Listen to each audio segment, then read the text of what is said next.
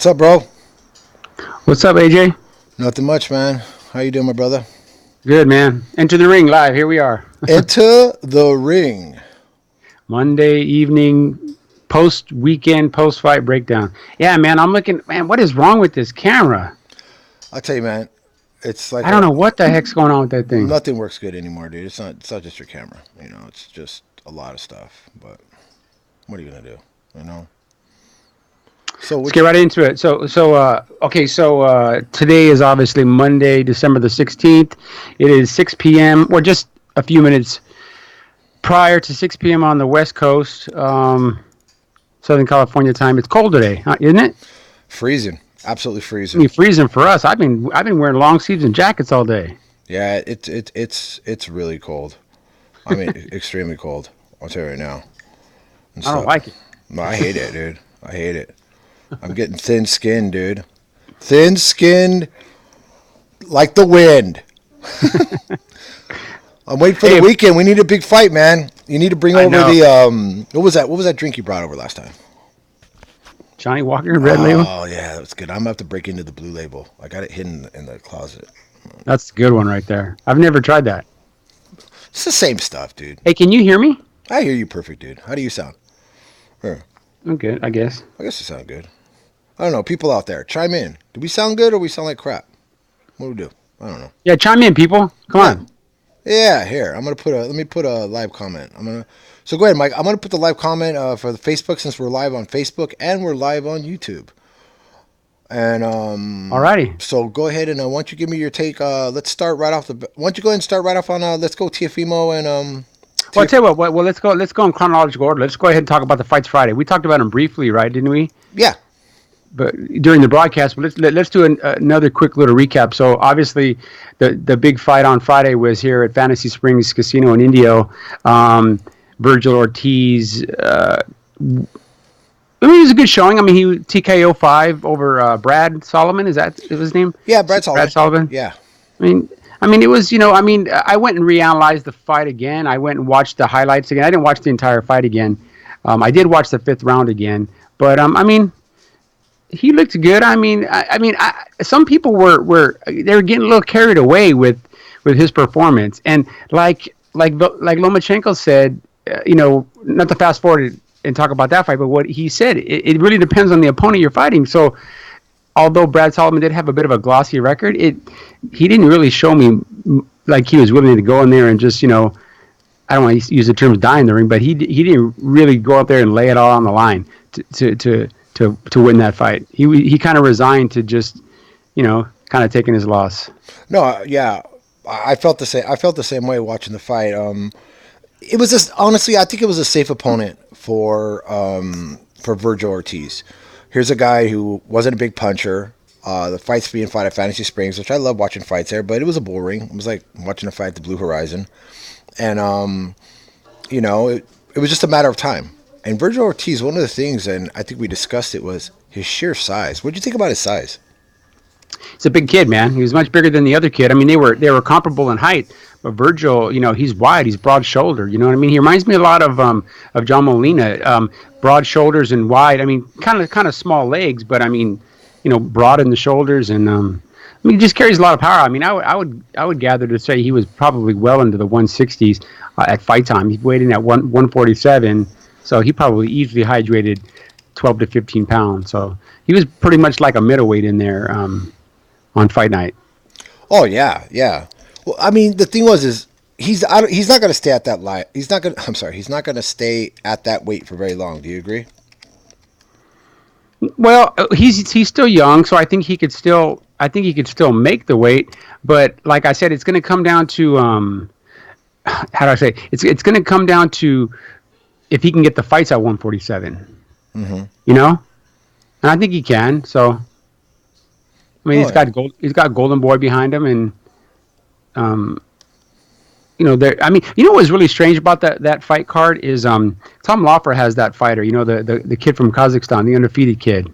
I can't say his name properly, but uh, Sergey something Borochek or something. The undefeated kid who's been fighting here in L.A. He's been fighting here at like the Belasco and the Avalon pretty regularly, and he was part of that card, but his fight wasn't televised. Oh, it wasn't? No, it wasn't. It wasn't televised. In fact, I think his bout took place after the main event. So how many people Sergey stuck around to see him? something. And Tom Loeffler made a comment earlier in the week that he was trying to, they worked out a deal to put him on that show. Normally he fights main events at these smaller club shows for 360 promotions, but they worked out a deal with Golden Boy to get him a little bit more exposure. But I don't think Oscar was doing them any favors because, like I said, he didn't even put him as one of the opening bouts, televised opening bouts. I believe his fight happened after the main event. How many people stuck around after Virgil Ortiz's fight? I know the broadcast ended, I believe, right? The broadcast ended right after Ortiz's fight, I believe. Yeah, it did. So I mean, I don't know. I mean, in terms of trying to get him exposed to more people, maybe he did for the people that remained in the venue, but the people watching at home on DAZN were like, "Oh, that guy fought? Oh, I didn't find out the result till the following day." Oh, I know. Yeah, like I said, I mean, I think it was a safe opponent for Virgil Ortiz. And I mean, he's now what? He's 15-0 now, 15 knockouts. He's at that point now where it's time to step up. It's time to really. I'm not trying to put a knock on Brad Solomon, but he was, like I said, he was a safe opponent. He wasn't a guy that was going to come in and really threaten Virgil's status and where he's at right now. But no, I agree. It's time for Virgil to get in there and get in there with one of the other guys that are maybe kind of like considered at his level right now, as far as with hype behind them and stuff. So it'd be nice. And there are some people at 147. So there's, there might be. I don't know if the rumors are true, but guys like Regis Prograis and stuff might be heading up to 147 very soon. Jose Ramirez very soon. And I know they're friends, right? I know they're friends and all, and they're in the same trainer and same camp. But ultimately, what it comes down to is, you have to you got to go where the fights are, and obviously they can make You have we'll to. see. Well, you have to. I mean, the thing is that right now, I mean, that's a hotbed for talent right now. Between actually from 130 all the way up to 147. It's a hotbed for talent. I mean, it's probably the most talked about divisions right now. The middleweight division is always going to be what it is, and then you got 154. The heavyweight division, obviously, there's a lot of stuff going on. But for me personally, I enjoy watching from 130 to 147. Yeah. But no, I agree. And then there's guys one step down. You got guys like Burchelt and go a little bit lower, and you got, NOA. So, I mean, there's some good fighters out there. Yeah. All right, so that was the result from Friday. Saturday. Let's fast forward to Saturday. The card at Madison Square Garden. Obviously, the main event. Terrence Crawford defended his title against. I'm going to butcher this guy's name. Kavas-Lucas. What was it? TKO 9. Defended his title.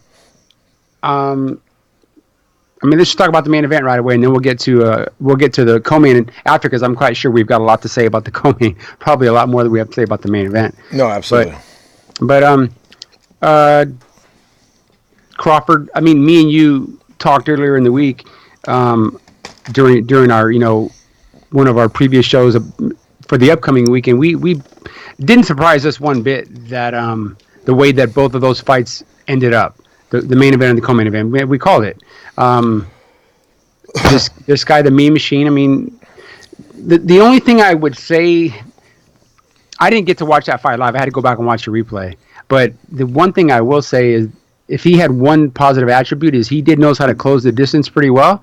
He did know how to to get in range to land his punches, and he landed some punches on Crawford.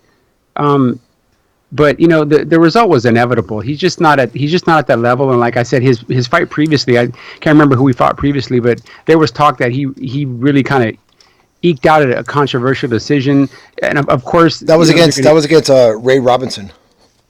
Yeah. So Ray Robinson is a guy who's. Well, go ahead and finish up your take, and then I'll let you know what I. No. Tell me about Ray Robinson, because that's what I wanted to talk about. I know that guy. So Ray Robinson, he's a perennial contender. He's not the same fighter he was a few years ago. He suffered a couple losses, and this was an instrumental point in his career when he fought against this guy, the Mean Machine. And the thing is, I personally think Ray Robinson won the fight. You can go back and Yeah. watch it. I think he won the fight. I wasn't impressed with. I'm gonna butcher his name too. I kept trying to say it right that night. A Mean Machine. I'll just keep it the Yeah. Mean Machine. Yeah. I don't Mean even think the Machine. people that top rank know how to say it because they kept calling him the Mean Machine. Even Andre Ward on them, they kept calling him the Mean Machine. The only one who got it right was Kavalauskas, or Kavalauskas or something like that. Kavalauskas. Who cares? We'll never get hear him from again. Yauskas. Yeah. So, getting back to what I was saying, I wasn't impressed with the guy back then. Don't get me wrong. I think for where he's at in his career, he made a good account for himself. I think it was a legitimate knockdown, what he did to Terrence Crawford. I didn't understand Terrence, some of his tactics and the fact that he was staying in the southpaw position, which kind of put him in a vulnerable thing. I didn't know if he was just trying to show that he was a tough guy, but it could have cost him if he was in there against a bigger puncher. I don't care what anybody says. They say this guy's a massive puncher. He's not. He sits down on every punch, and if that's all he's got, he's not a massive puncher. He's Yeah. not. Meaning Crawford or Mean Machine. The Mean Machine. Oh yeah. No. No. I No. mean, no. I They were didn't see trying to make it anything look like this guy was like spectacular. such a massive puncher. And, the thing is, I've said it before, and I'm not trying to take a knock on Terrence Crawford. He did what he had to do, and he did it the right way. But I question his chin a little bit. He was knocked down by a smaller Gamboa. He was hurt against Benavidez. He's been rocked in a few fights, and he legitimately got knocked down in this fight. Don't get me wrong; he did the right thing. He got up and went right back to work. But you got to kind of question what happens if he gets in there with a guy who's a little bit more puncher, a guy who actually has a little bit of foundation within his style. Doesn't just go in there and telegraph everything like this guy did. This guy tried to sit down on everything. He telegraphed everything. And it's like, if you couldn't avoid that punch, then you don't need to be in professional boxing, especially at Terrence Crawford's level. But he's eventually going to have to fight guys that are a little bit more elusive. A guy like a Keith Thurman, who throws in angles and's got power. A guy Yeah, like he does. that. He throws in angles. Yeah, and he moves, laterally good, side to side. He doesn't Exactly. just stand there flat-footed. And Danny Garcia, who even though Danny Garcia tends to be flat-footed like this, Danny's got that really wicked, sneaky left hook that just comes in. So I mean, there's a lot of things that I think. and he's a really good counterpuncher. Absolutely. This guy Great wasn't. counterpuncher. This guy was successful counterpunching against Terrence Crawford, but he didn't know how to counterpunch. His counterpunches were. It was just weird because he had his Yeah. moments and then he just kind of went into this shell. And all he had to do was jab, with jab, double jab, throw right hand, jab, throw right hand, jab, throw right hand. Every time he jabbed, he kept Crawford back. I he just kept him at bay. yeah, and then he would Yeah. go into this crab thing. But go ahead and give me your take on it.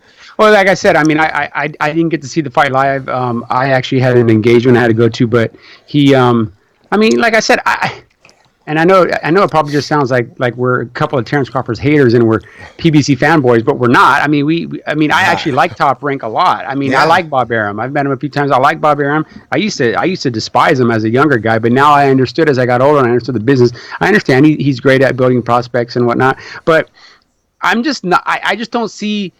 I mean, and it isn't just me. I mean, I don't want to name drop, but some of the people that me and that we talk about, they're like, he's a good fighter, but he's not. He's not the fighter that most people think he is. He just really isn't. Like I said, it all comes down to his competition. Anybody could look great. I mean, Alabama could look great playing, Eastern Michigan not that they play Eastern Michigan, but they can put 80 points a week on a team like Eastern Michigan, but then they get in there with someone like a Clemson or someone like whoever, LSU, and then it's a different story. The same thing applies to boxing, and boxing is, it's strategic. It's strategic now more than it's ever been, and to look right against the right kind of opponents, and not to say that boxing is fixed per se, but the results most of the time, especially with these elite fighters, the results most of the time it's a foregone conclusion. And the only time that there's a question mark on the result is when you have two elite fighters fighting. I don't think there's anybody in boxing right now, whether I don't care if they're a fighter, trainer, analyst, whatever, that will say the Mean Machine is an elite fighter. He's not an elite fighter. No. If there's 10 elite fighters at 147 pounds, he's somewhere down in the bottom 20, from 15 to 20. He's nowhere near the top 10 of the elite welterweights. And I think for Terrence Crawford, at 32 years of age, to establish himself as the quote unquote best fighter in the world today, I'm sorry, the resume has to match. It has to match his record. And when you're fighting guys like Amir Khan and you're fighting guys like the Mean Machine, and I mean, I'm sorry, that doesn't make you elite. People said the same thing a lot for a lot about guys like Triple G. They kept saying, "Well, look, who is he fighting? Who's he fighting?" These are the same guys that are just dick riding Terrence Crawford right now. Though he's the best, yeah, but who's he fighting?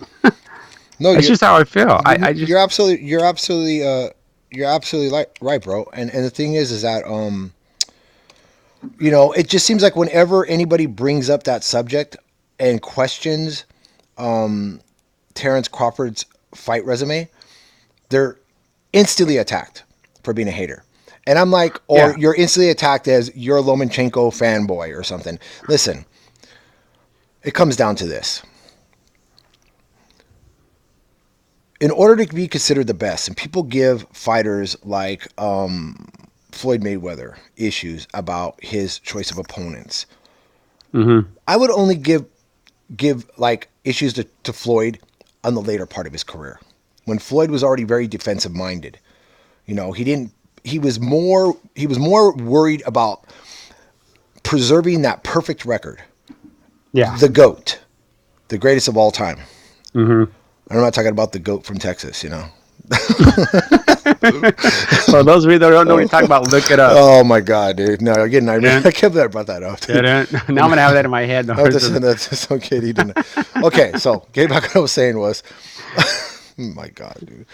Okay, so when you look at Terrence Crawford's resume, it's hard for me to understand how anybody, especially, and I'm not talking about fans. Fans have Yeah, 'cause earned fans are- the right to say and choose whoever they feel is the best. Because these are Yeah. people that get up in the morning, they brush their teeth, they take a shower, they go to work, they deal with their shitty bosses and their angry wives and their millennial children.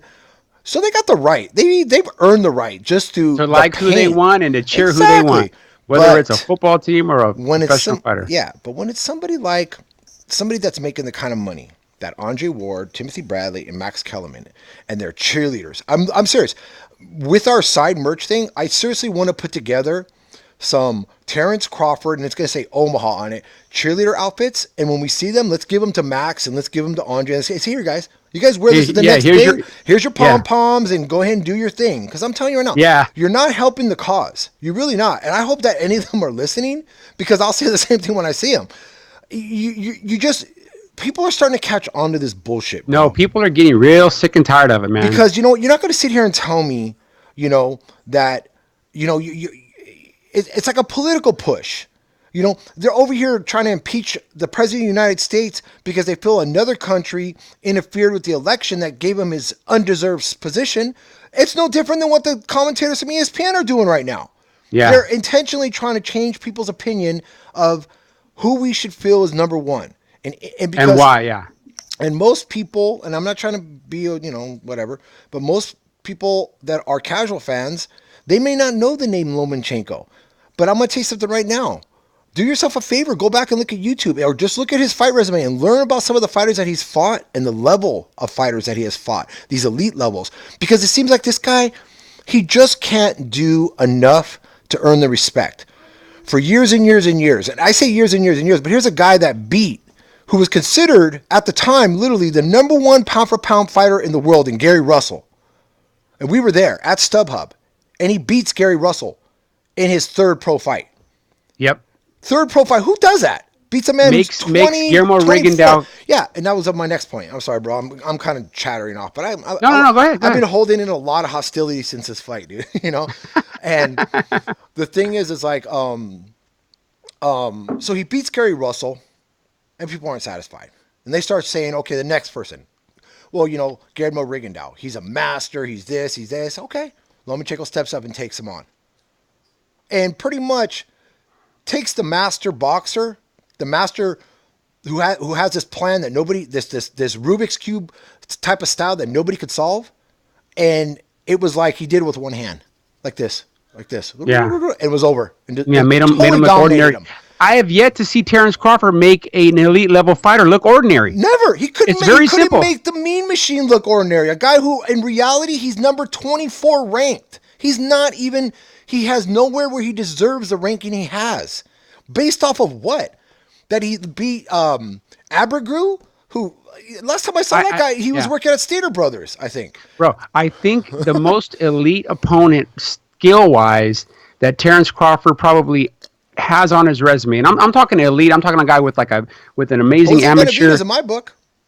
No, I would say Gamboa, but Gamboa was fighting 2 divisions above his natural weight. No, that fight was at 140. I think the most dangerous person that Terrence Crawford fought, because I saw, I don't know if you saw you probably didn't see it, but Terrence Crawford had this thing where he was sitting down one-on-one with Max, and was Andre Ward, and he's talking about how people are always questioning the people that he fights, and he's trying to portray, I'm a mean guy, I'm a badass, I'm the type of guy you don't want to get in the ring with, and he starts naming off the people that he fought, and he talks about Jose Benavidez, and he's like, I get in there, I beat undefeated Benavidez, who was talking, I beat his ass and stuff. And then everybody starts saying, oh, we only had one leg. Point is, Terrence, he did only have one leg. Okay? You knew he only People aren't just saying that. No, they're not just saying that. It's a fact. The kid shouldn't even... I mean, it was a miracle that the kid ever made it back into the professional ranks of boxing, because that leg injury was pretty bad. And then he talks about his next one.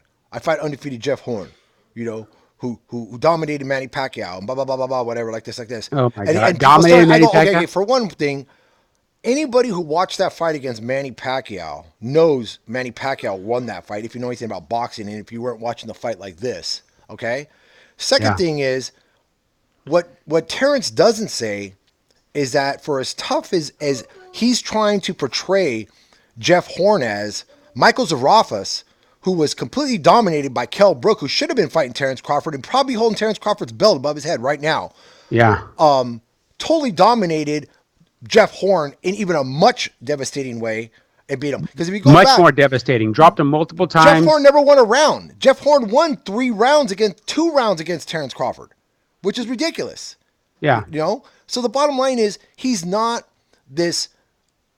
he's not the pound for pound guy he thinks he is. Now, Terrence Crawford turns around and goes, okay, you know what? I want Kell Brook. He fights Kell Brook and he beats Kell Brook.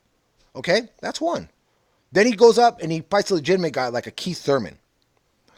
He's not going to get Errol Spence. Errol Spence has got issues right now. They say he fights Sean Porter, completely dominate Sean Porter and stop Sean Porter. Then you know what? He's got room to sit here and say, hey, this is what I've done. But until then, Jeff Horn, Victor Postol, those guys are not going to, in the Mean Machine, these guys are not going to put the concrete underneath your feet to prove that you are the Rocky Trophy, that you're the statue, that you're the one who's the best in boxing. It doesn't, man. These guys are you're right. You're beating mediocre guys. Yeah, it's true, and it's not even opinion. I mean, they're good fighters, but they're not elite fighters, and that's the point I was trying to make. Vasyl Lomachenko has dominated elite fighters, and people want to say, well, this fighter, he was elite maybe at this division or whatever, but they were elite. Jorge Linares, elite. Guillermo Rigondeaux, elite. Nicholas Walter at the time was the boogeyman, 126 pounds. Nobody wanted to fight him. Everybody, even Andre Ward. I don't know if you remember, Andre Ward basically said Nicholas Walters was going to knock out Lomachenko. Probably, yeah. But you're right, though. You're right. Look, I think it's safe to say probably the most vocal and opinionated announcer in boxing today is probably Paulie Malignaggi. But Paulie Malignaggi is by no means a cheerleader for anybody. No. Not at all. For anybody. I mean, even if it's a PBC guy. I mean, I saw his post-fight comments for Andy Ruiz, Anthony Joshua, and he pretty much laid into Andy Ruiz. Mm-hmm. He's no fanboy. Paulie calls it the way it is, and it's sad because Tim Bradley, 6 months ago, a few fight cards ago, he was starting to elevate his game, and I was starting to enjoy his commentary. Go, well, look at he's battling back with Andre, but he's keeping it real. Now he just has gone full blown. You know what I mean? He's just gone full blown fanboy. He's a full blown fanboy. Yeah. Well, they probably had. He changes his mind like he changes his underwear. Well, they probably had a talk with him and said, you know what, course. we need you to do this, or we're gonna have to find somebody else, or we're gonna have to go get Sergio Mora, or we're gonna have to go get somebody else to come in here Or and do me it. You know what I'm saying? elevate Chris Algieri from the prelims up to the main card. Oh my god, Oh, dude, I couldn't Jesus stand Christ. watching that guy, dude. He Could was you just could you horrible. imagine watching the fights with Chris Algieri, Chris Mannix, and Brian Kinney with those three knuckleheads? Oh my God. You know, the crazy thing is that you know, watching them and what they were doing. Chris Algieri and that girl, Christina. Puncher?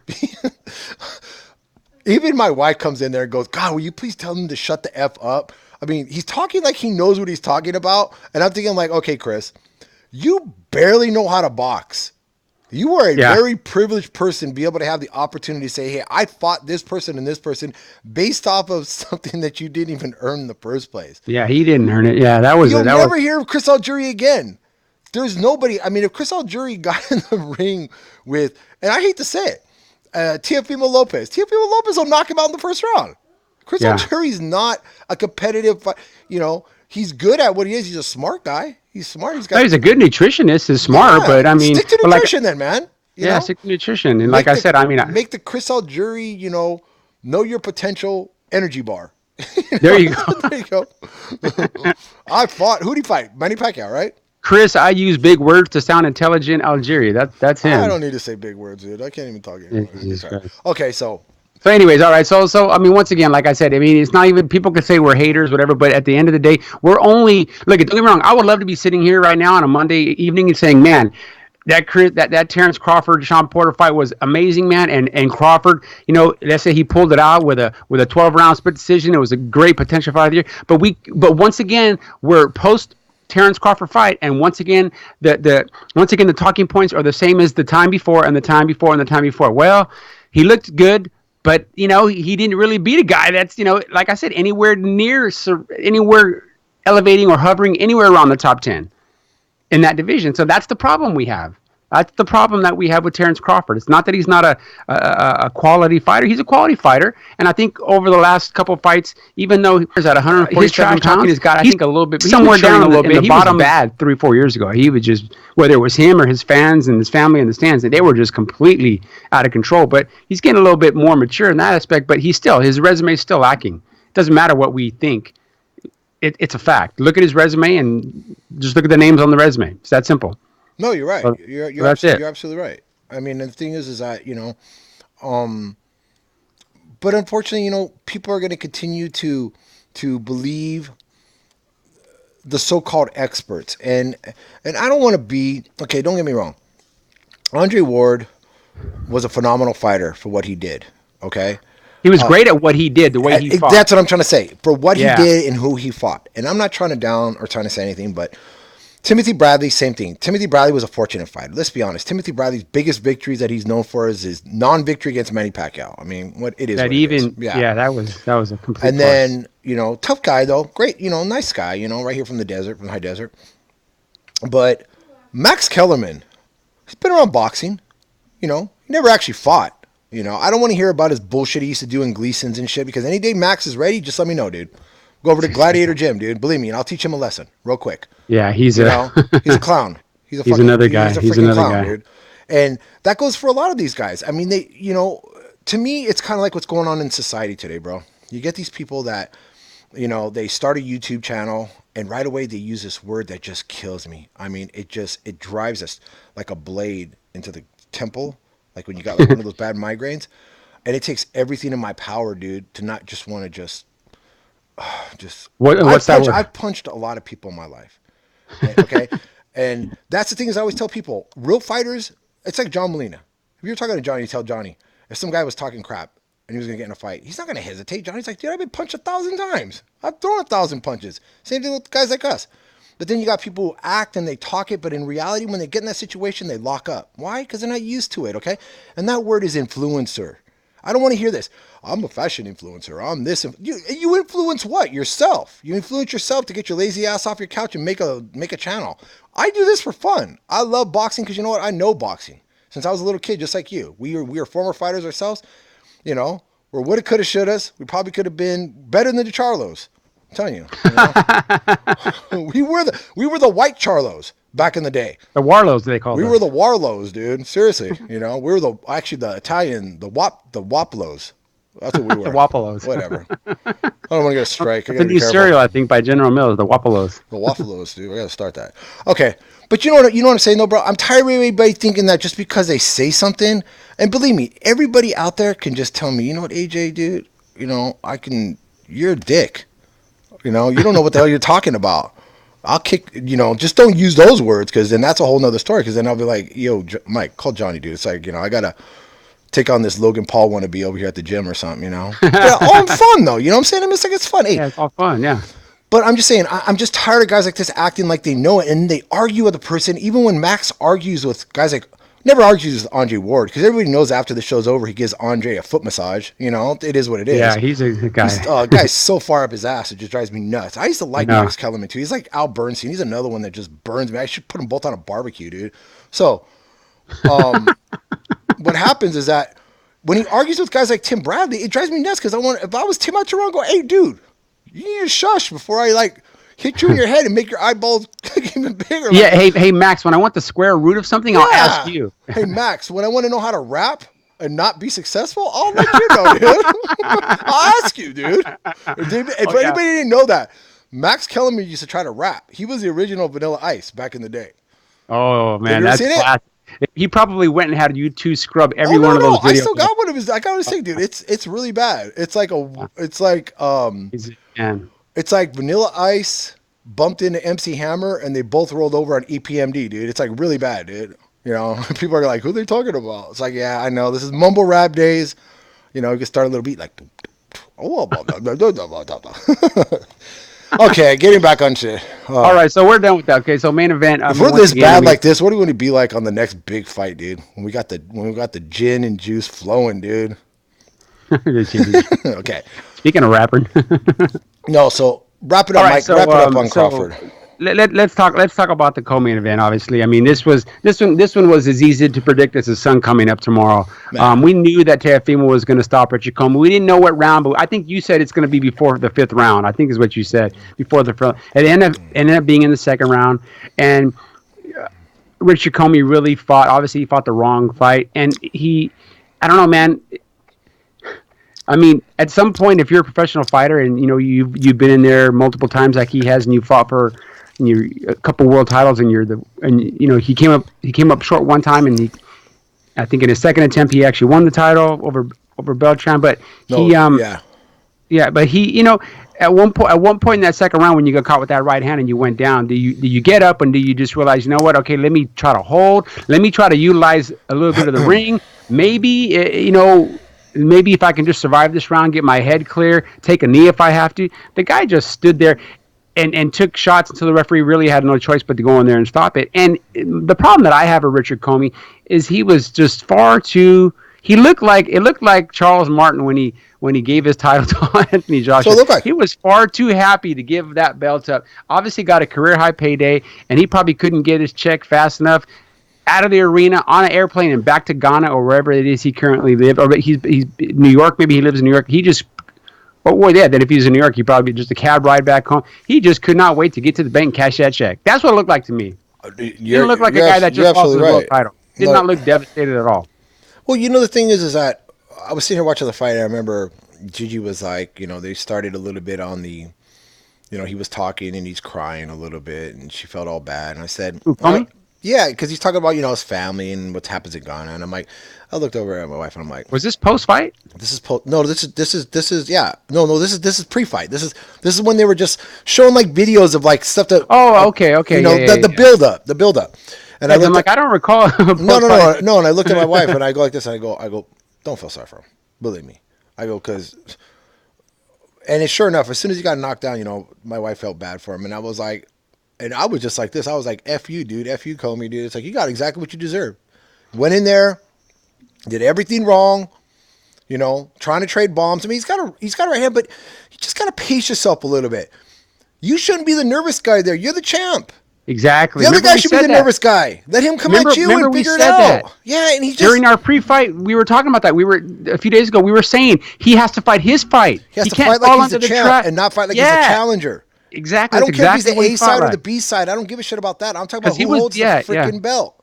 And he didn't do that. From the time he walked in there, he didn't act like the champ.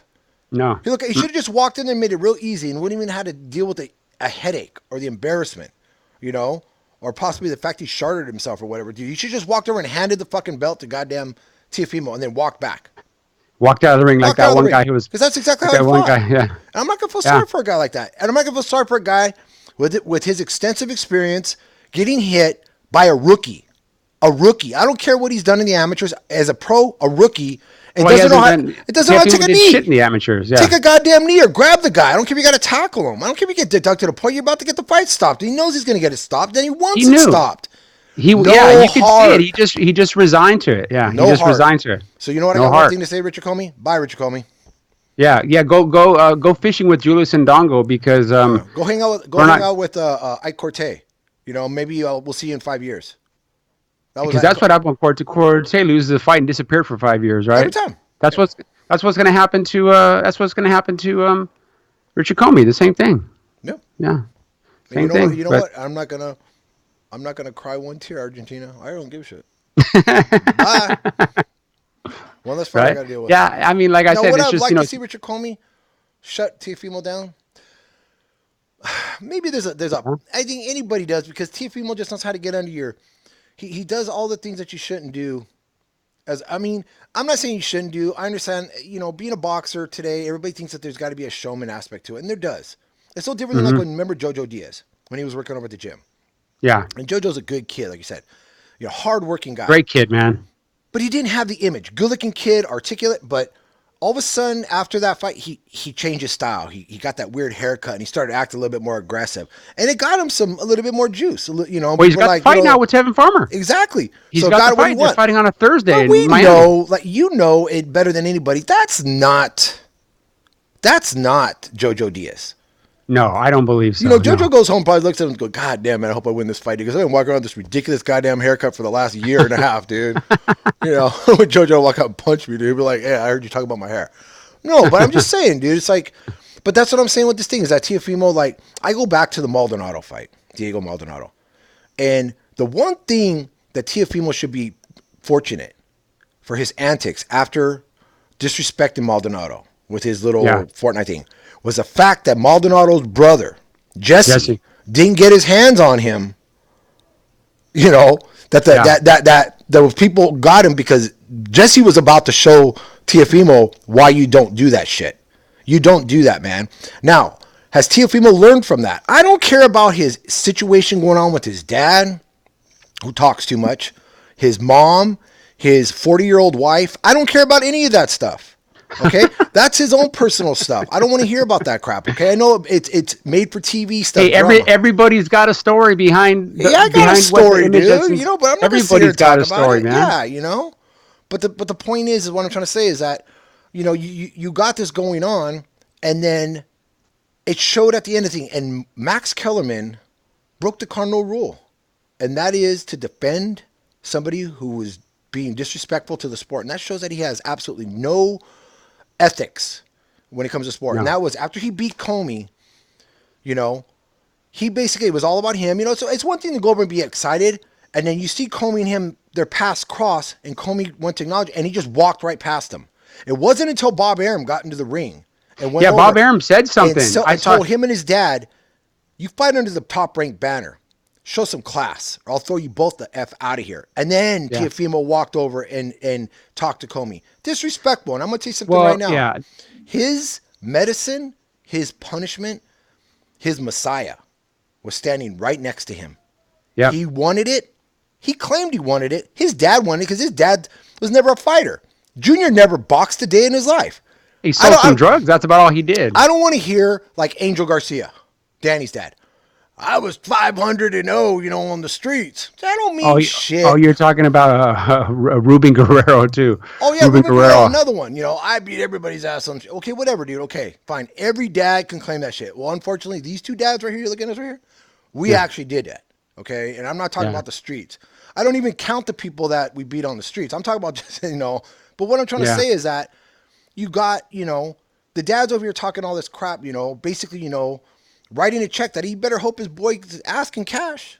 Because I tell you right now, Lomachenko said something very sincere, very direct, with no smile on his face. And he said this, welcome to my club. You Yeah. wanted to be a part of my club? Welcome to my club. When he walked inside there, I think he showed him, because I'm so sick and tired of people saying how small Lomachenko is. I think he showed you he's not as small as you think he is. No, he's not as And small as they think he and is. go back, anybody, go back and look at that scene when they're standing next to each other. Did Teofimo get stupid? Did Teofimo even look at Lomachenko? No, he had Why? this deer in the headlights look. He was just He kind of had looking this straight. feeling like, holy shit, this is actually going to happen. So I better go find one of those Zoltar freaking, fortune teller machines and shit and kiss its ass and hope it gives me some superpowers or something, because it Yeah. ain't going to help him. No, Lomachenko it ain't. beats him 3 days of Sunday. Yeah, and going back to Teofimo's dad. I mean, I actually read something on Boxing Scene. I just read it this morning, really, really early, and I tweeted about it. He made a comment, and this is, I mean, to me, this is just ridiculous. And this is people interjecting shit into boxing that should not be in boxing. He said, and I mean, I can read it. I can read the quote, but I'll just verbatim. I mean, I don't know it verbatim, but the gist of it was that he said, we're going to show, we're Indians, meaning that they're from Honduras. He's like, we're Indians. We're going to show that we're more powerful than the Europeans. We're going to show them when we knock them out. And it's like, okay, so now basically what you're saying is that you're using like an elitist type language, and you're saying we're Indians, we're superior to Europeans. And this show is not going to turn into an ethnically driven show. But come on, man. I mean, you ain't showing anybody anything yet. You haven't shown anybody anything yet, and I mean, he's not even from Honduras for one thing. They're from America. I mean, yeah, they're maybe immigrants from Honduras, but Teofimo wasn't born in Honduras. I believe he was born here. But that whole interjecting ethnicity into a boxing debate, that's just, it's childish. It's ignorant on its face. It's just ignorant. There's no reason for that. I mean, could you imagine if Anatoly Lomachenko made that same comment? Oh my God. We're Eastern Europeans. We're gonna show that we're more powerful than Indians from Honduras. Are you kidding me? He would be on the ass kissing. Oh my God. We're on every media outlet having to apologize. But you just don't say those kinds of things, especially when they're not true. They're just not true. There's good fighters from all different backgrounds. Europeans. I think, and as far as I know, I think if you wanted to compare apples to oranges, how many champions right now are from South America, Honduras, Central or South America, and how many champions are right now from Eastern Europe? A lot from Eastern Europe right now.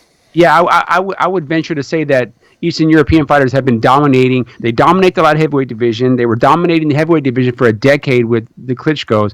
The middleweight division, whether it's Derevyanchenko, Triple G, Lomachenko's dominating from 126 to 135. I mean, the most dominant fighters right now, I think, honestly, are probably the Eastern Europeans. No, you're right. You're absolutely right. Usyk dominated the cruiserweight division. I mean, you got Vosdig, Usyk. I mean, and then you got this new crop of guys coming up too. So, like I said, I mean, there's great African American fighters. There's great Mexican fighters. I mean, if the guy was fighting somebody from Mexico, if he was fighting, let's say he was fighting a Berchelt. If Berchelt came up to 135 and he's fighting, would he say that about, oh, we're going to show the Mexicans that we're, oh my God, he wouldn't be able to make it to his car.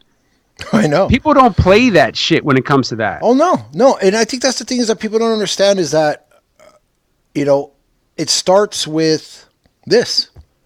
I mean, I know for a fact I got my list, and certain people I see at the fights, because we're in that scene, and certain people I see at the gym, they say things.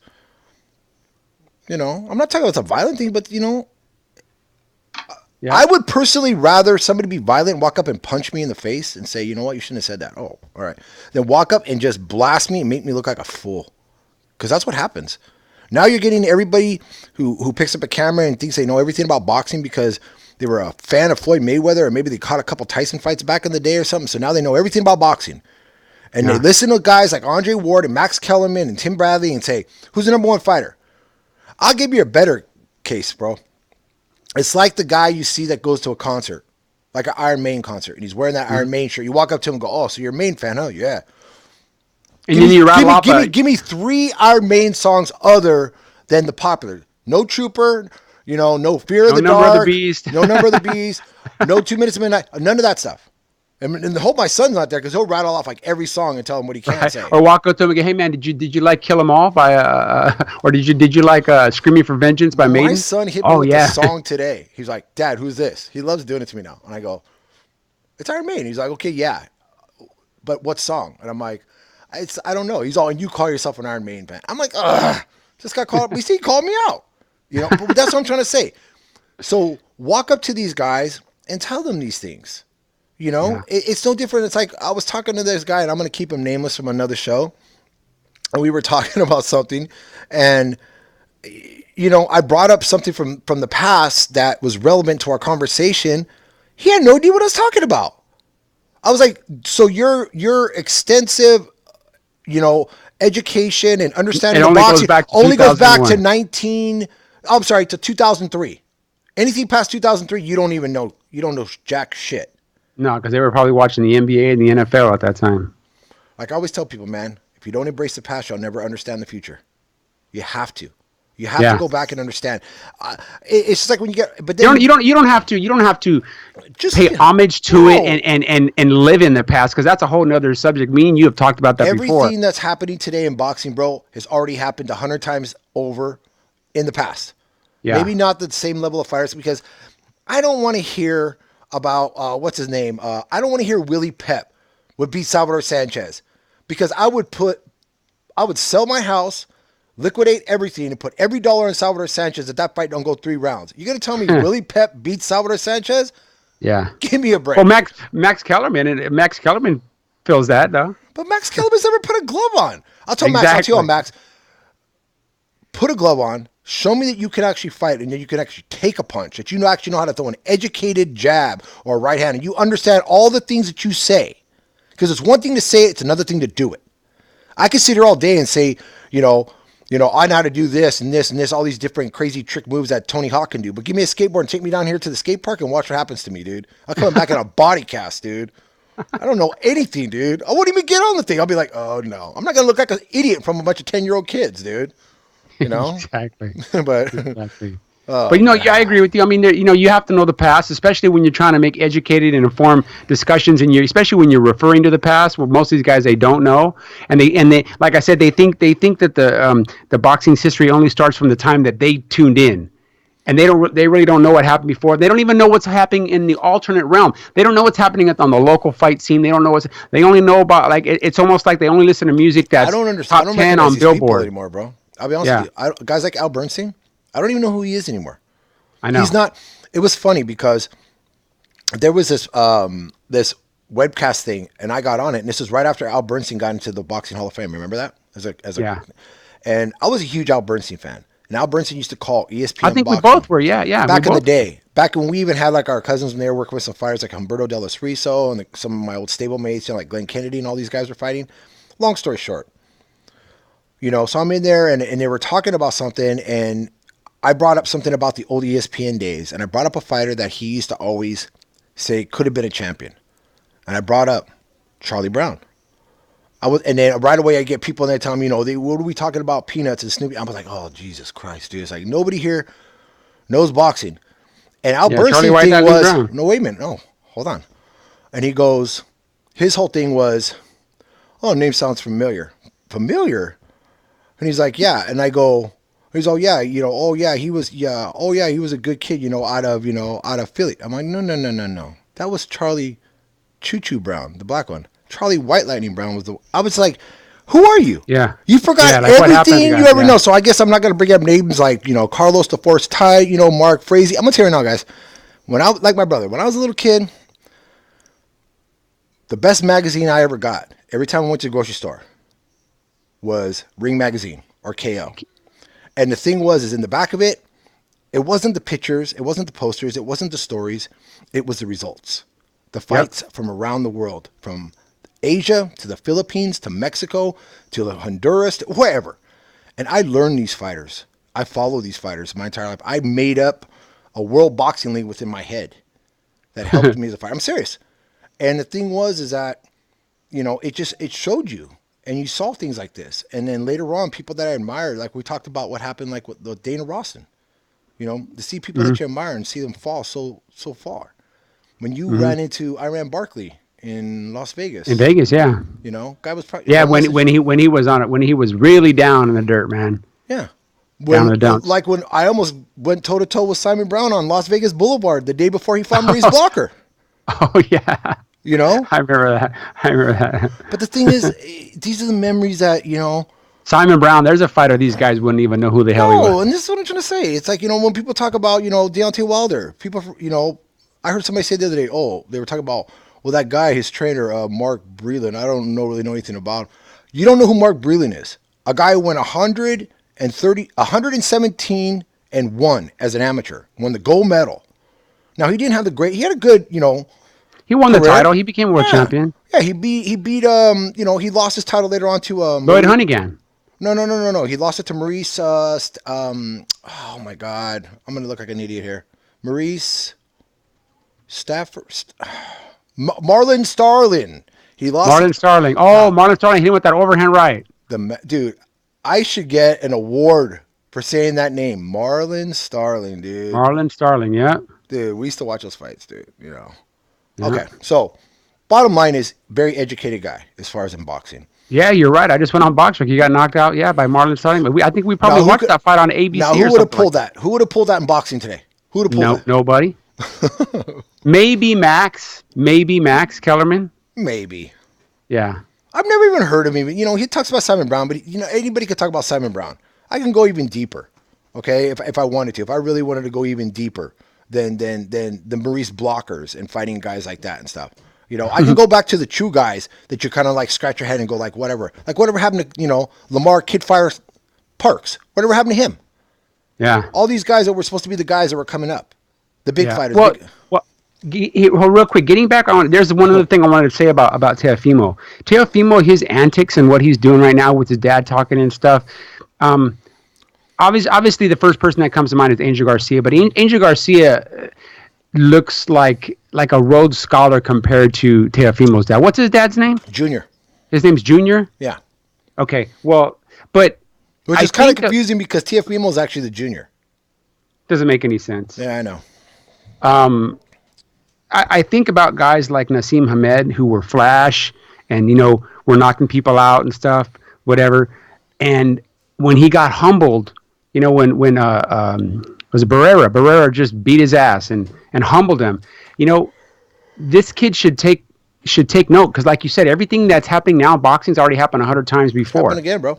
It's just history repeats itself. It's like a cycle. So this kid really needs to. I mean, we talked about something the other day, and you said you could possibly see this fight not even happening in April. Something might come up, and they might go, well, you know what? They might sit back and go, well, you know what? We don't want to maybe hold on to this belt for a little while longer, or maybe we want to go after another champion or something like that, or maybe do something else. And then they'll say, well, it makes more sense. We're going to wait we're going to let this fight marinate for a while, whatever. Because I think ultimately what it comes down to is the kid. He's in for a brutal assault, and I've never seen Lomachenko show even the slight bit disdain for any other fighter previously, and he didn't really show any disdain on Saturday. But you can see he was very indifferent, just kind of like, well, whatever. Yeah, you're absolutely right, and like I said, I mean that's the whole thing. As I'm saying, it's like anybody, all you have to do is look at the reaction. And I'm going to tell you what I mean by the reaction. Because you can't go back and change the past. If you could, believe me, dude, I would. Yeah. I would be the inventor of like Ed Hardy or some shit. You know what I'm saying? But or Puma. But here's the thing: is that moment. It's like as parents, you don't miss certain moments. Like if you miss your kids talk for the first time, or walk for the first time, or take a dump, you don't get a second chance. That moment. When the so-called, that some people say, but everybody knows is the best, pound for pound, Lomachenko standing in the ring with you at your moment when you won your first world title in your 15th pro fight, and you don't say nothing. You know what that tells me? But he had plenty of words afterwards when Lomachenko was probably already on his way, in the limo heading back to his suite somewhere. That's what I'm trying to tell you. This is primetime television.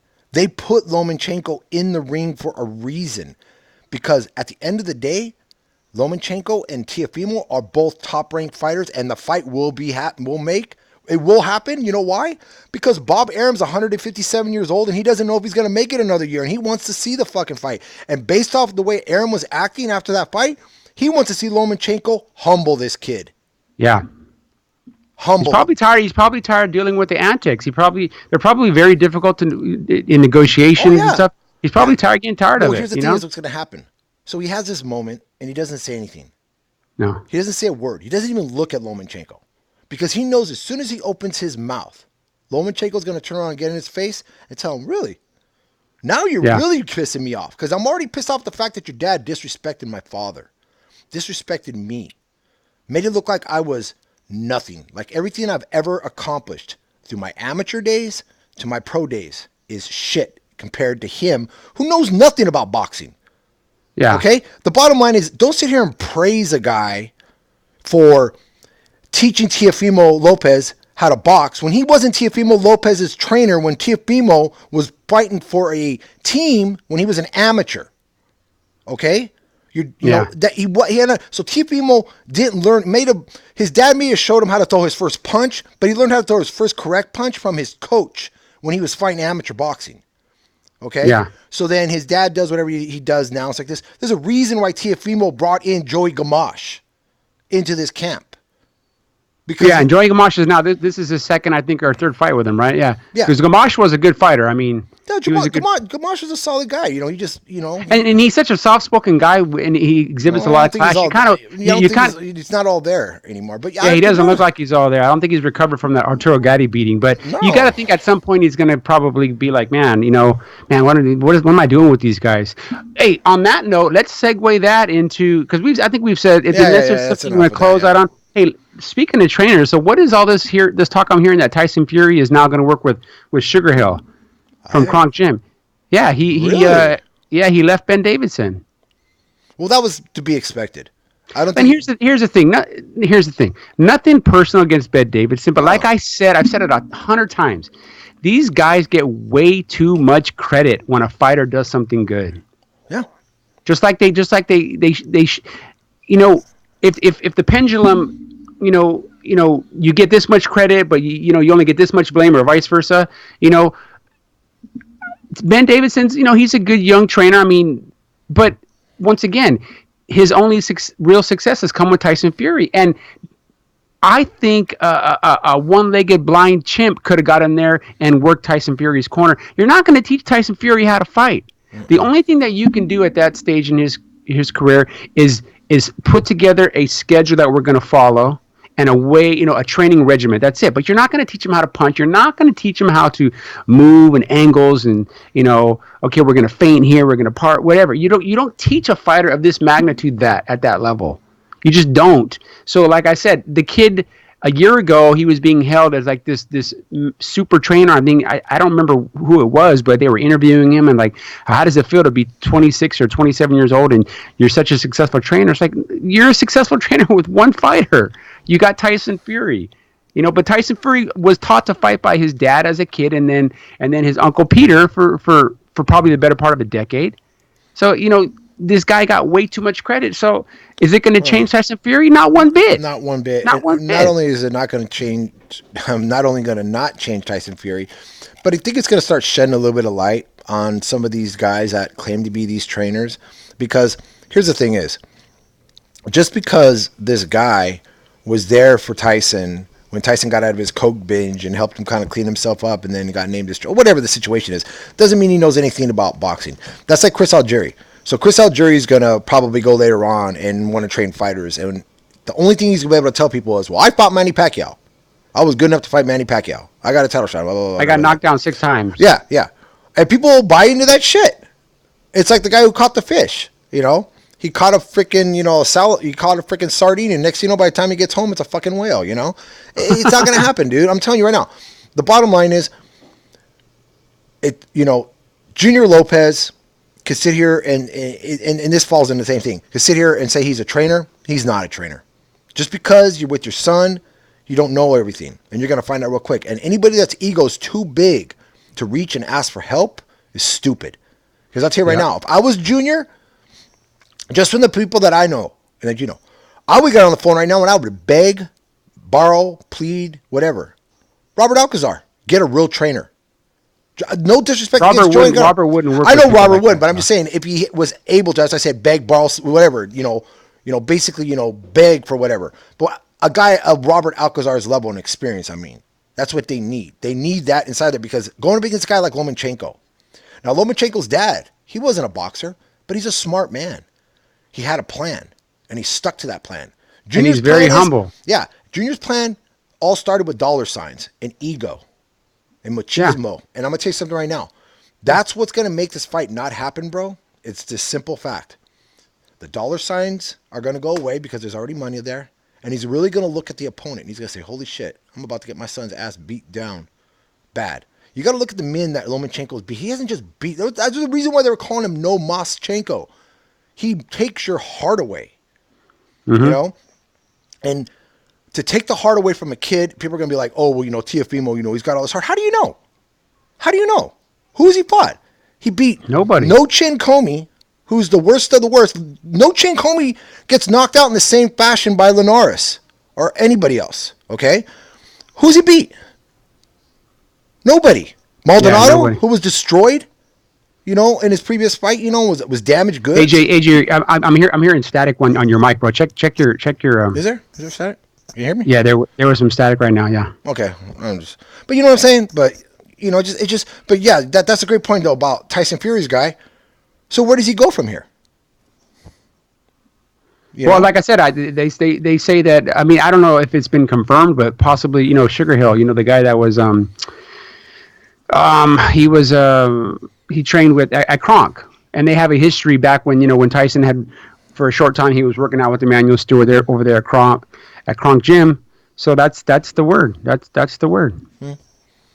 That he's going to move on to another trainer. I mean, he's becoming the Jesse Vargas of the heavyweight division. He's going to bounce from trainer to trainer to trainer. And I'll tell you right now, getting ready for this fight, if it does happen with Wilder, that's not a good thing to do.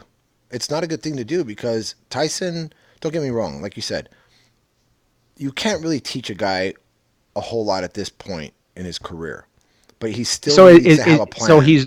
So he's looking for something. He's looking to change. He's looking to be able to get out of the way. You know what I mean? He's hoping he's going to confuse Wilder. Like, oh, I'm with this new trainer and I got a whole new bag of tricks. No, you don't, dude. As long as you got a head and a chin, that's all Wilder needs. A head and a chin. That's it. Because once that bell rings and once the fighting starts happening, and it's just like, it's like you can't teach an old dog new tricks. It's cliche, but it's very true. It takes years and several fights to develop even the slightest new little wrinkle. But like I said, that people, like I said, if he loses, if Tyson, I don't even say if, because he's going to lose to Wilder, but when that happens, they're going to say, well, you shouldn't have left Ben Davidson, blah, blah, blah. You guys were a good chemistry, whatever. But people don't know. People only know what they allow them to see. You know what I mean? I'm gonna do that, bro.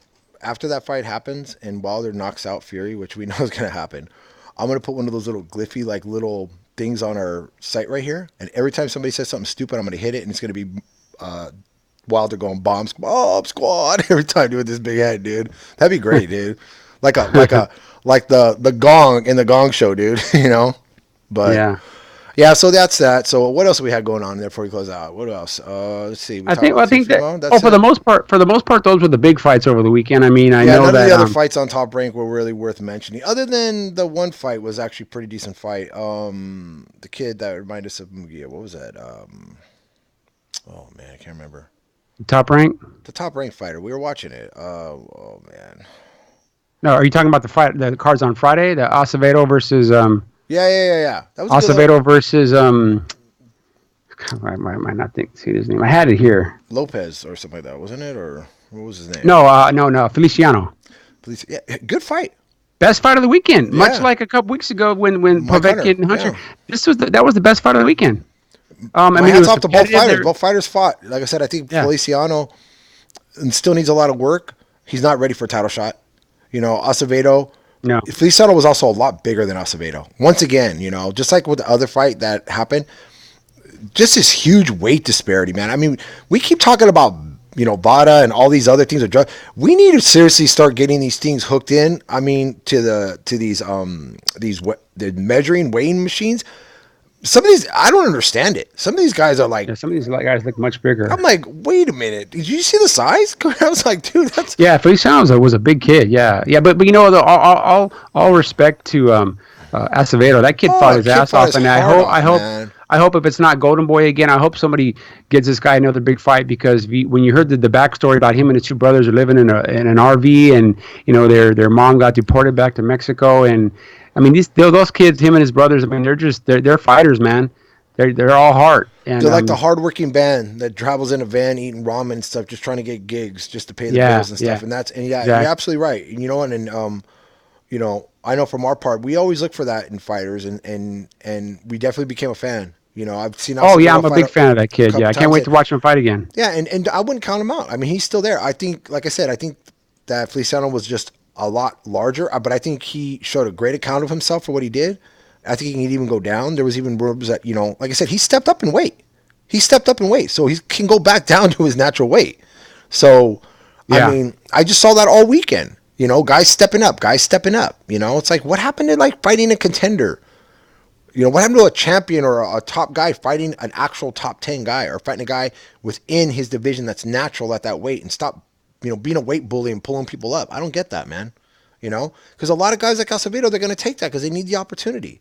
But it's a Yeah, he dangerous needs the fight for opportunity. them. Yeah, and he was taking some good shots. I think that was. I mean, even though he finished the fight on his feet, both guys. And the scorecards are ridiculous. Yeah, Scorecards are they ridiculous. were way too wide. But either way, the kid, that was a pretty taxing fight physically. You could see it on both guys. Both guys. So with Acevedo, I mean, maybe a good rest for a few months and then back at it. But I mean, he's a guy that looked He looked like I said, dangerous. he reminded me a lot of just watching him fight, and not just because of the way the way he looked. He reminded me a lot of a guy like a Gabe Rosado, just hard nosed guy. Yeah. He got the upper echelon. He's just kind of just right there, but he's willing to just give it everything he's got and battle, and take on the guys always as the B side and just but fight his ass off. I honestly thought that his jab and his footwork, he was a much more polished fighter than Feliciano. Feliciano to me was a bit plotty, and He was loading up. yeah, he big was loading up on punches, yeah. every punch and stuff.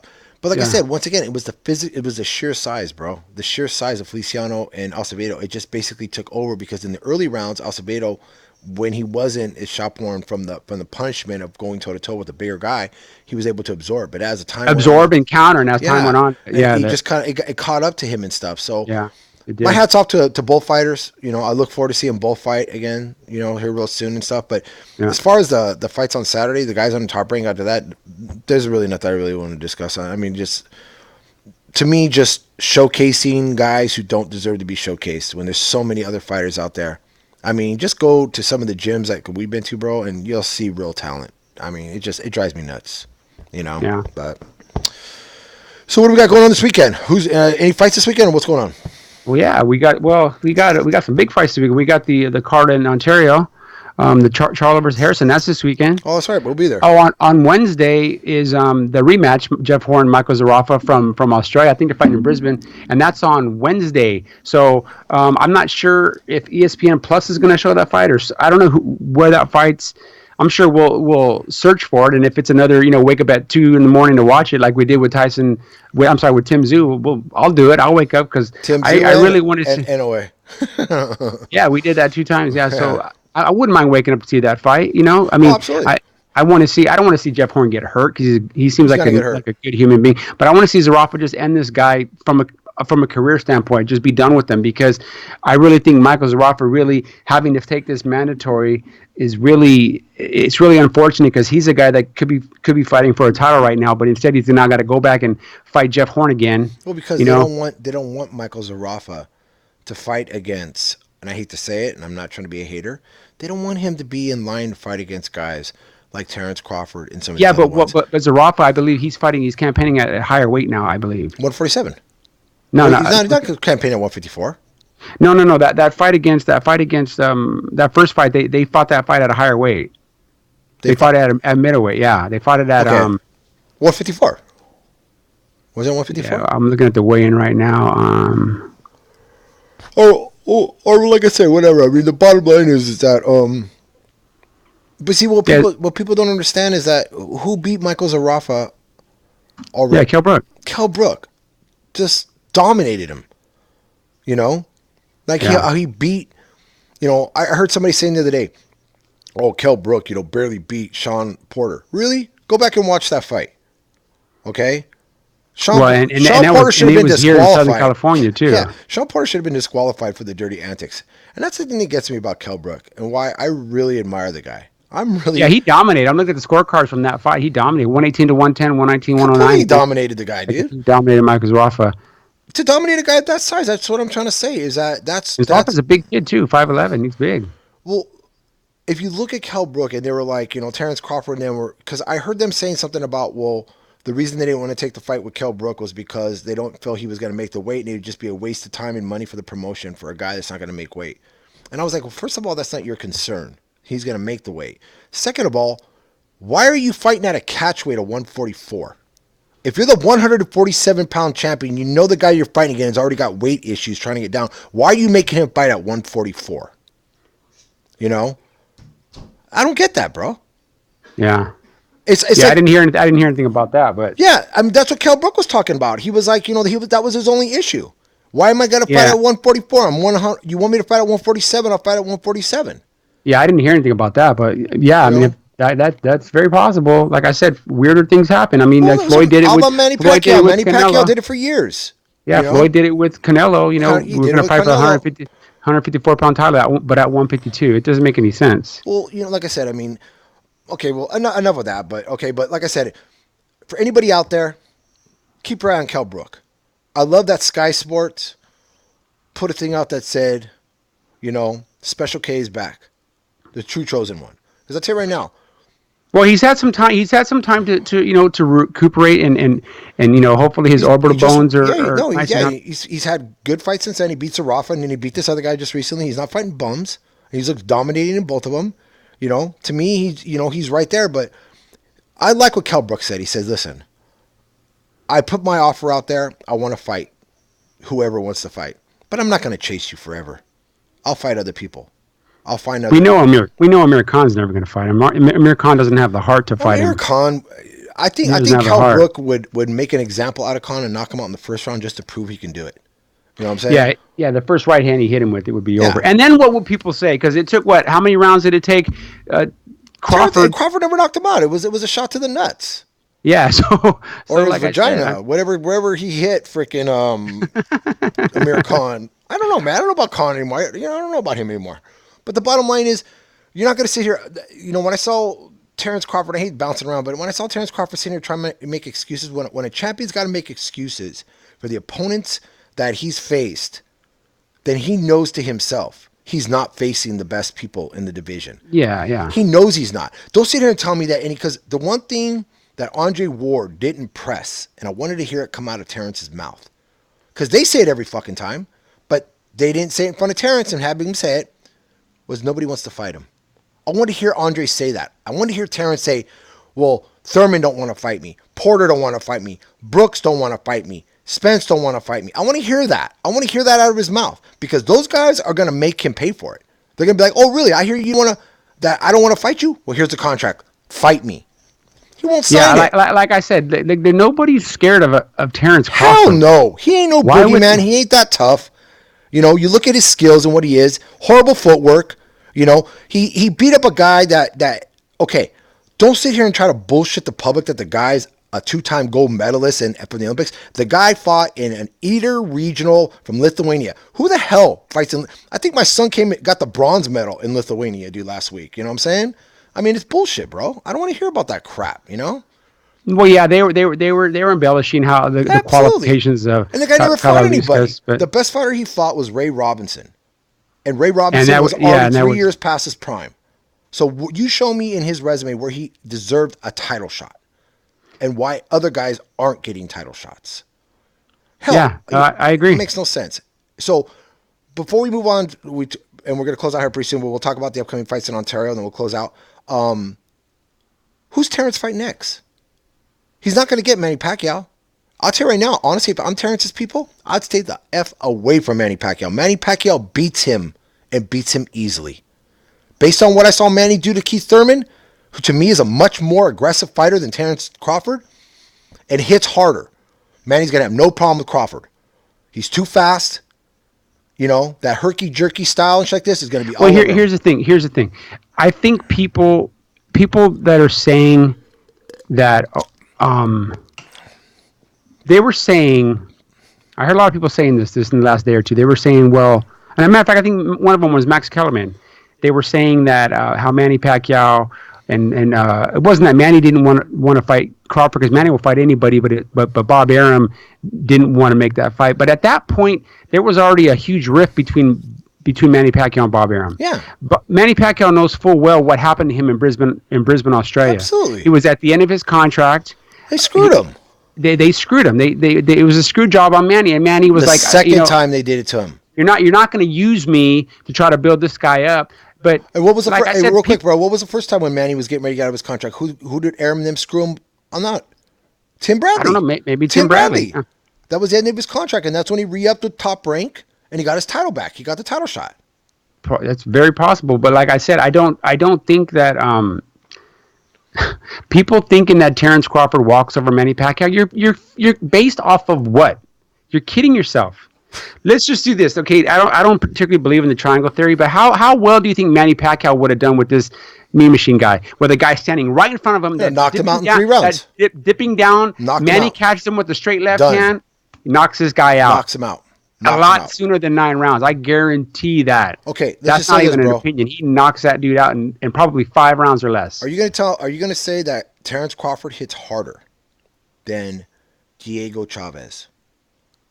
Are you going to say that Diego Chavez hits harder than Manny Pacquiao? Manny Pacquiao dropped Keith Thurman. Okay? Guys like Diego Chavez who carries dynamite in his hands. Look at the guys Keith Thurman's fought. You know, he got hurt. You know, he got hurt against Josecito and a few others, but he's never been like hurt like that. Manny went in there and made an example out of him and drops him on his ass in the first round. If that's not making an example and saying... And it was with the right hand. Yeah, it wasn't even the left hand. It was the right hand. Wasn't even his left. And if all you gotta do is look, and I like Keith Thurman. I just don't knock on Keith, but if you look at Keith Thurman's face after that fight, I've watched that fight like 5 times. Yeah. His face was beat up. Oh yeah, he was bleeding. Look at his body. You see his body? Swollen. Manny Pacquiao physically beat Keith Thurman up. Keith came on in the later second half of the fight and made it close, but he still gave way. It was almost like the Virgil. It was almost like the Acevedo Feliciano fight. There were moments, but then eventually, as the fight wore on, he would relent and he would give way. You know, it'd be like 2 bulls just colliding, and then one is just continuing to just advance and advance and advance. The other bull's still coming, but he's still getting pushed back.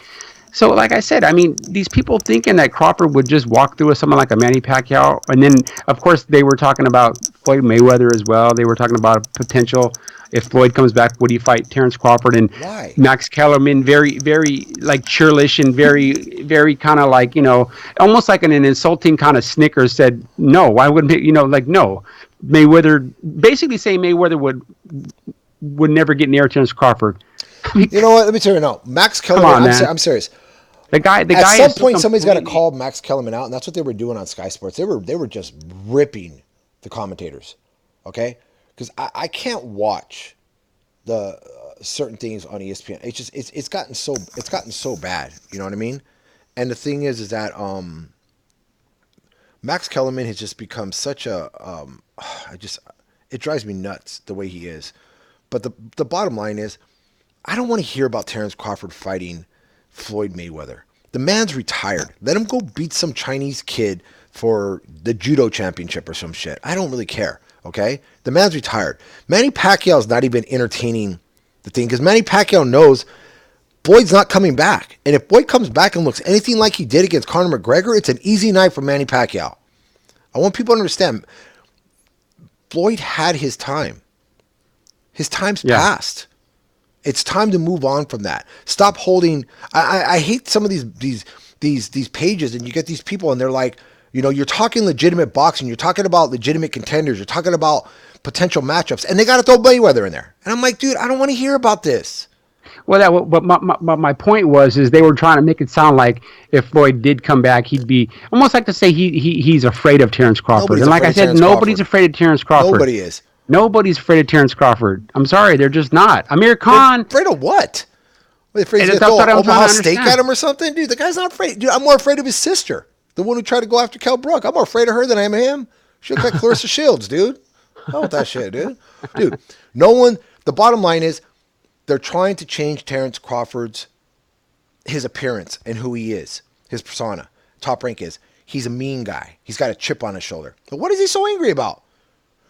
He's got a great promotion behind him in Top Rank. He's getting fed. He's getting fed. He's making good money. He's always the A side. He gets to take the title home, and you think Top Rank wants to throw an event in Omaha, Nebraska? Seriously, have you ever seen what it smells like in Omaha, Nebraska? It's horrible, dude.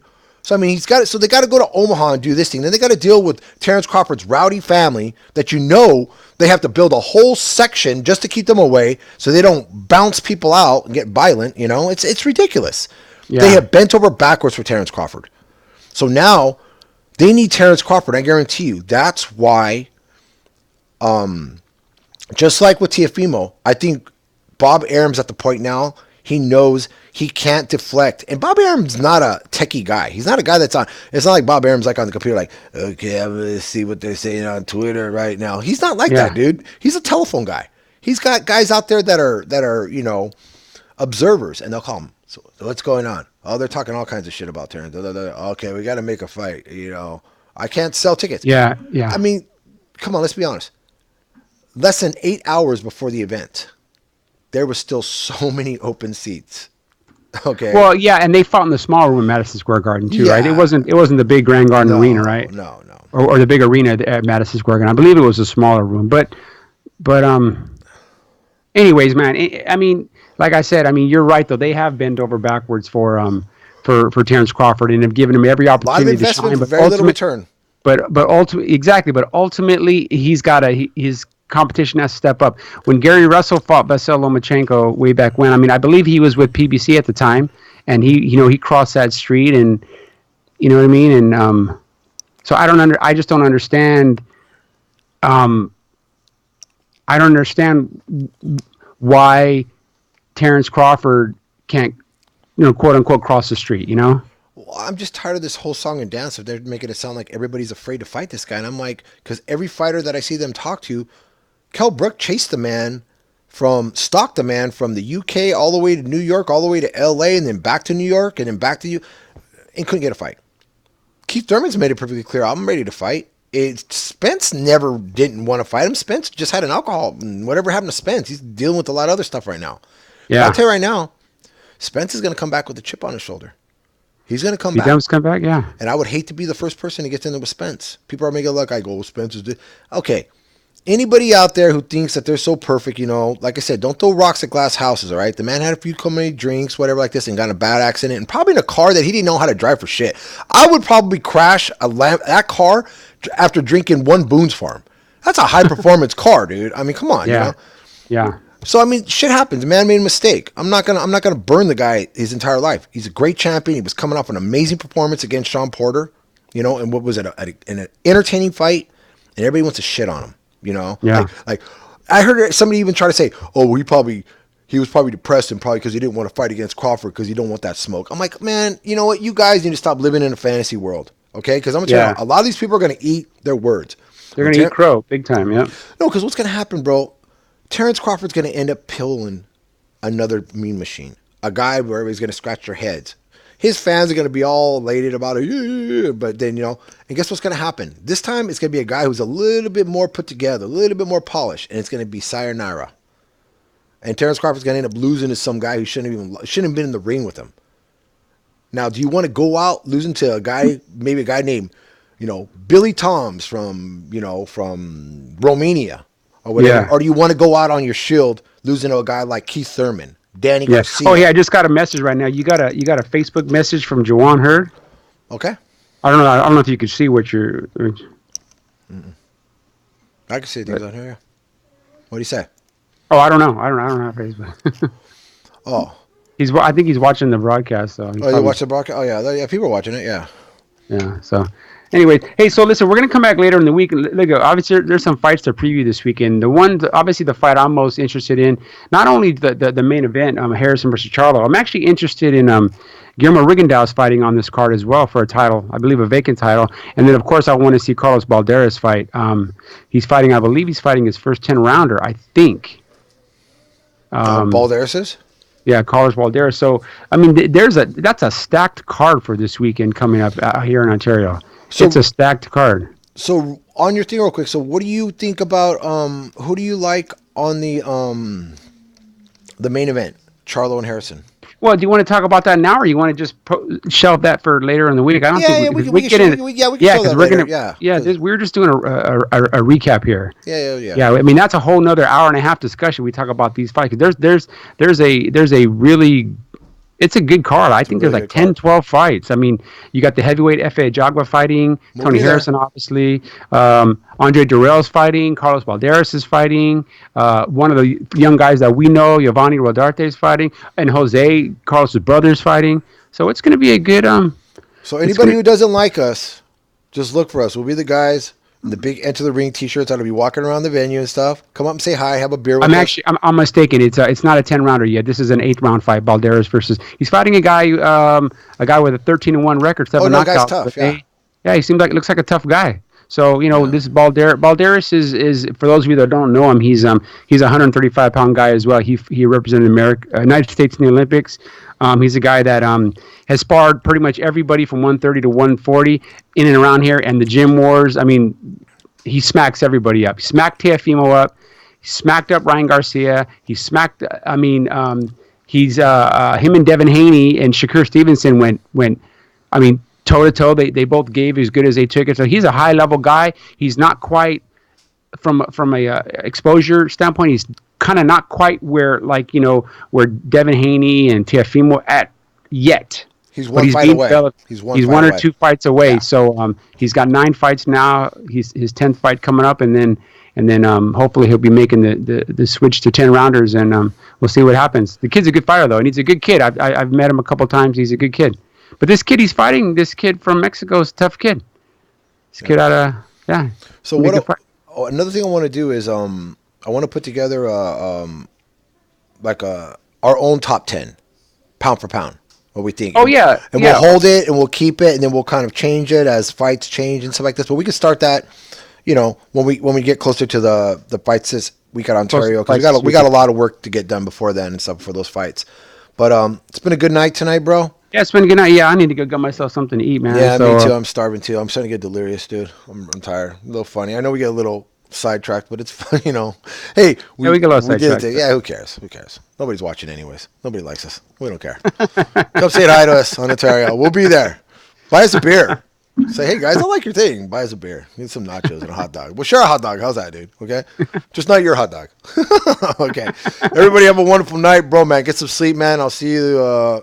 I'll see you again this week, and we'll be in Ontario, and then we're gonna cover. We got to get together all our stuff, our portable stuff, because I want to cover some stuff out there, and it'll be a great day. And yep. but once Another again, good weekend of fights coming up, man. big weekend. Once again, Enter the Ring with Mike. an AJ Rage. Everybody have a wonderful night. Sign us off, Mike. And in closing, hey man, congratulations to St. John Bosco, national champions of high school football. DJ absolutely. Uyangalele.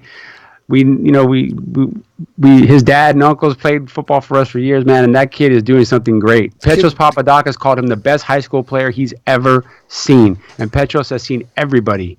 He said it the other day. I think he said it on Sunday. He's the best high school player he's ever seen. I think you held the kid when he was a little kid on the sidelines. Dude, he used to come to our practices. Yeah, I mean, little- not that often, but when he'd be with his pops, man. I mean, even as a 5-year-old kid, he was huge. Yeah, exactly. The kid's off to Clemson, off to freaking Superstardom. superstardom. As long as he stays healthy and stays on the right path, and I know he will, that kid's gonna be. That's a future NFL first round draft pick right there. Well, and the thing is, I like about DJ is he's such a humble kid, Very humble, man. And his dad, He's a young man of faith. Yeah, he really is, and he's got some really good parents, and his mom and his dad. Big Dave is I love that guy. Guy's great. I mean, it doesn't matter how much time goes between us when we see each other. I love him. He's like a brother. So, Yeah, congratulations to Dave. Tell us what we need to do, man. Have kids that big. Damn it. God dang it, man. My son's doing good. And skilled. It's not just that DJ's big. My He's son's skilled, the smallest kid in his school. So when I was talking to his agent was like, we need him to stay small. So I told my son, it looks like I got to have you drinking coffee or something, dude, so I can keep you small. Because if you get a growth spurt, it's too late. You know, Yeah. so but hey, congratulations, DJ, and to the Ukulele family, Concrete, everybody out St. there. John Bosco. St. John Bosco, awesome. Good to see some Cali boys do it. And That's right. I'll see you. I'll give you a call tomorrow, bro. Once again, Okay. this is Enter the Ring with Mighty Mike and AJ Rage. Everybody have a wonderful night. Peace. Goodbye.